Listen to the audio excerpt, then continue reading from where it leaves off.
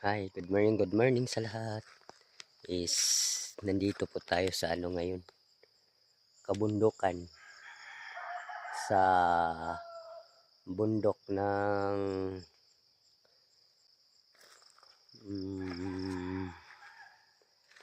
ito po yung bundok ng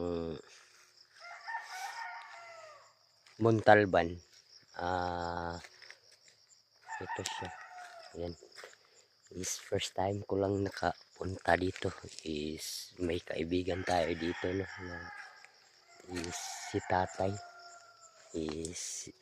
Sinabi niya na pupuntahin niya ako dito kung pumunta ako.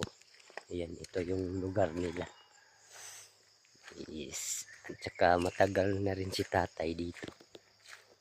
Ayan. Ito malaking sapa to, dam eh. Yan. Ito, no, malinaw talagang tubig. Yan. Yan siya. Yan. Mga kabundukan. Oh, may ano pa talaga. Yung may usok-usok pa sa kulap. Yan. Yan siya. Sapa pala to.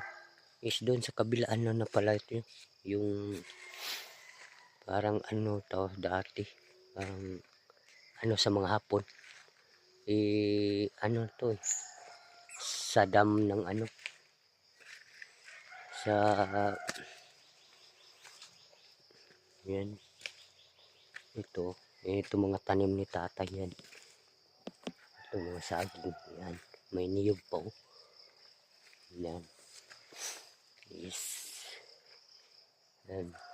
Kagabi kami nakarating dito. Yan. Kasama ko yung pinsan ko.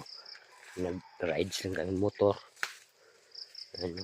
Mga saging na Yan. Ito siya. Ito yun ito yung tinatawag niya maskap ng sa Montalban. Ito siya. Yan. Ito yung bahay niya. Yan. Pero may rin siya doon. Bahay sa malapit sa Yan. Mga puno. Bulaklak. Probinsya talaga.